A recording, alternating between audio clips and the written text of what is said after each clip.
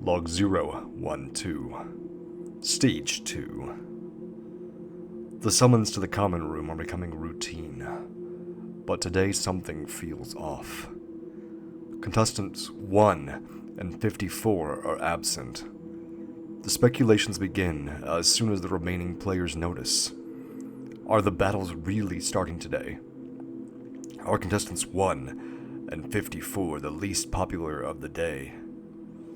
Just then, the holographic screen at the front of the room flickers to life, streaming a live feed from the arena, bathed in theatrical lighting.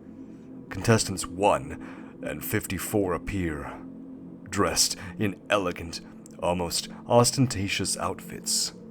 They look like completely different people without their standardized issue uniforms. Beside them stand the show's two hosts, their smiles wide and unsettlingly bright. The hosts unveil an exhilarating new phase of the game. For the next 27 days, 2 contestants will be spotlighted each episode. Viewers can expect a captivating montage that highlights their backstories, unique skills, and memorable moments from their first 3 days on live. A part of Rebecca is relieved. Now they don't know, and now they know they won't die in 27 days. But spending all that extra time with the other contestants won't make it worse when she has to. She sighs. This is how the viewers get to know them. This is how they form opinions, how they later decide who lives and who dies. Only those opinions are being blatantly morphed and distorted by the show's producers. The 27 days ahead promise to be a grueling, excruciating exercise in social strategy, and every contestant understands that their moment in the spotlight, with all its manipulative machinations, is inevitable. Contestant 1 and 54 are polar opposites in every conceivable way. Contestant 1, a man whose backstory revolves around white-collar crime, wears a sharp, almost militaristic tailored suit that emphasizes his personal and ruthless efficiency. Contestant 54, a young woman whose crime is depicted as an act of reckless defiance, appears in a flowing bohemian gown that is both elegant and rebellious. Their outfits choose and purely to amplify their stories and trigger a flood of comments and emoji reactions in the live chat. In the common room, the other contestants watch in silence, with nervous cough, or a whispered remark occasionally cutting through the quiet. Rebecca watches in horror. The poignant backstories, the host's overly sweet empathy, and every detail in the montage, selected exclusively for the show's convenience, makes her wonder, do the viewers know they're being influenced? The hosts, their smiles fixed and artificial, guide the conversation wherever they see fit.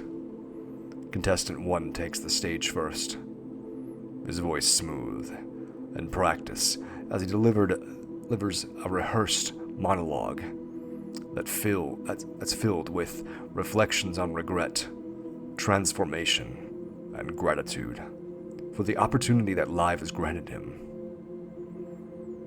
Rebecca can't help but think he sounds like a typical politician. He speaks of second chances and redemption, weaving a testament that skillfully glosses over the details of his crime, while focusing on his newfound appreciation for family and community. When contestant 54 takes the stage, her approach is markedly different. She is less polished. Her response is more direct and edged with defiance. She speaks openly of injustice, systematic failings, and the profound sadness that drove her actions. She does not shy away from the harsh realities of her past, or the manipulative nature of the show itself. Her vulnerability, however genuine, becomes subtly weaponized. A clever move, Rebecca thinks, in the ever-evolving game. The live chat explodes with contrasting opinions, demonstrating the show's success in fueling division and controversy, while feeding the insatiable appetite of its viewers. As the conversation flows, the male host casually announces the next pair scheduled to take the spotlight tomorrow. Contestants 2 and 53. He speaks casually, but there's nothing casual about his announcement. At least not for the contestants. They all realize almost simultaneously what this means. Everyone begins silently calculating who might share the stage with them. Rebecca's never been good at math, so it takes her a while. And she counts on her fingers. Only one thought runs through her mind. She pities whoever has to stand beside Reese. They might as well be a decoration next to the king of drawing people's attention. 43 and 12. 42 and... No. Damn it! She lets out a sigh, her head dropping into her palms. Next to her, contestant 51 snickers. Reese, sitting behind her, leans over her shoulder, his eyes glinting in the fluorescent light. Isn't that just damn lucky? He murmurs, barely holding back his amusement. It'll be like a test of our compatibility. Rebecca raises an eyebrow. Compatibility? Is that what they're calling public flogging? He chuckles, a low, throaty sound. Think of it as performance art.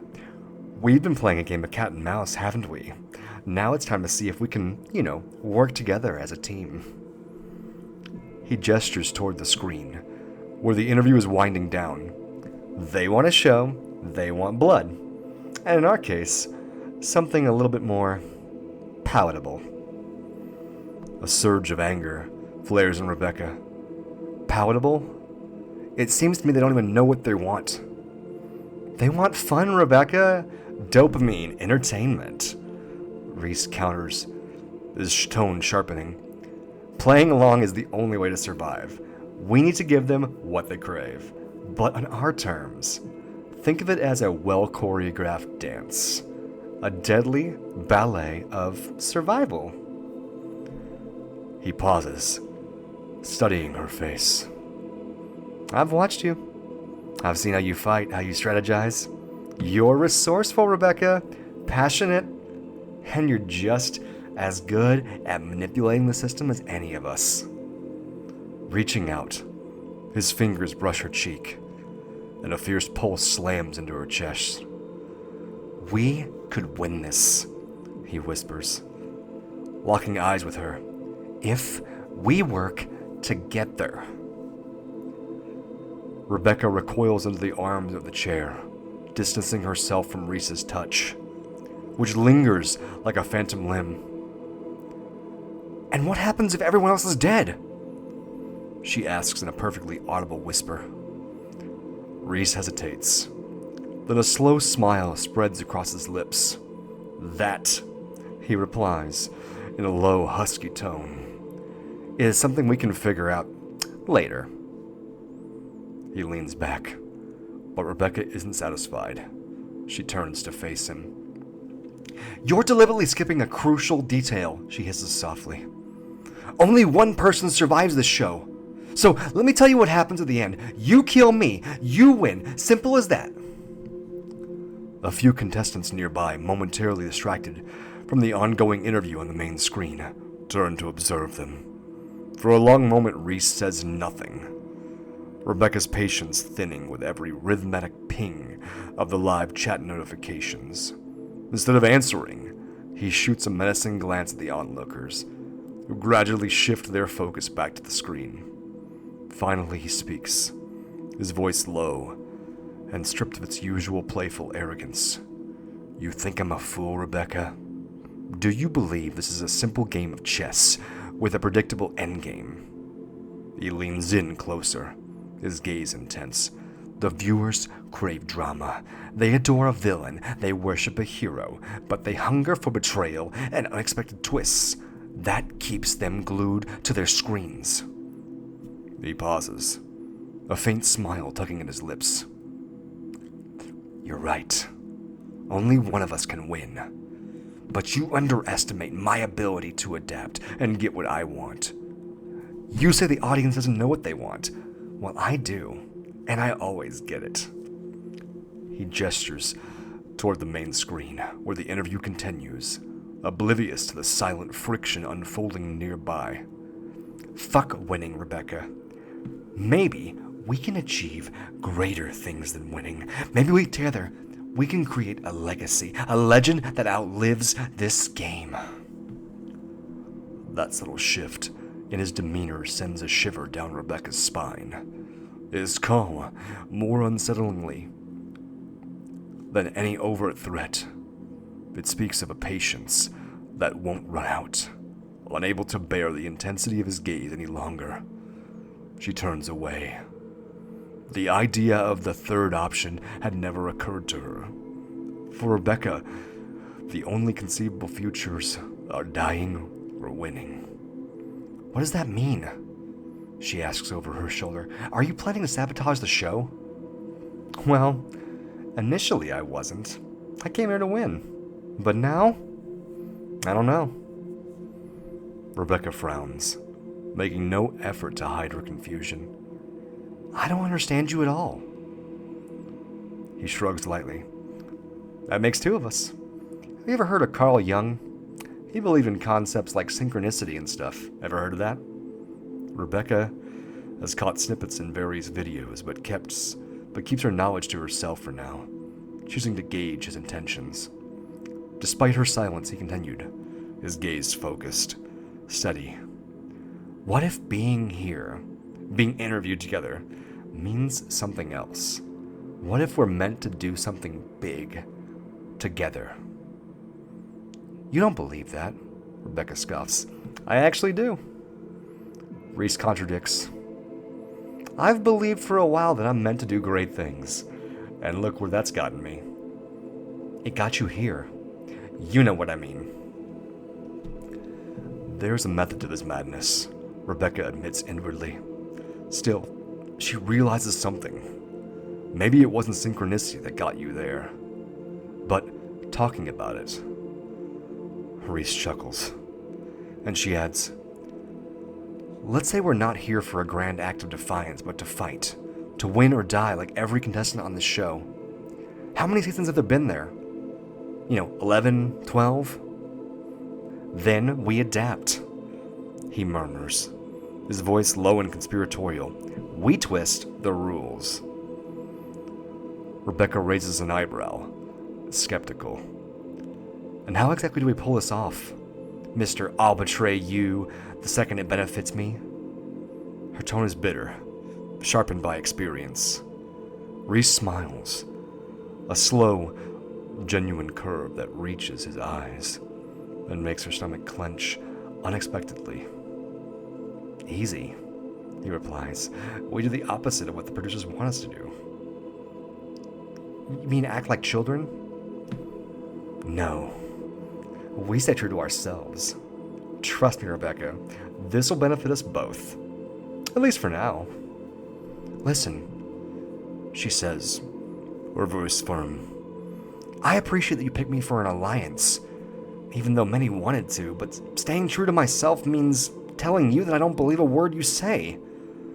I know you have a chance to win, and I know being close to you could get me far in this game, but I'm not interested in prolonging the inevitable. I know that I'm gonna die at the end. The interview ends, and Rebecca practically sprints back to her dormitory, desperate to escape the dizzying complexity of Reese's words. She collapses onto her bed and closes her eyes as the image of them emerging victorious together flashes in her mind. A nice thought, but as impossible as going back in time, to prevent her legs from breaking.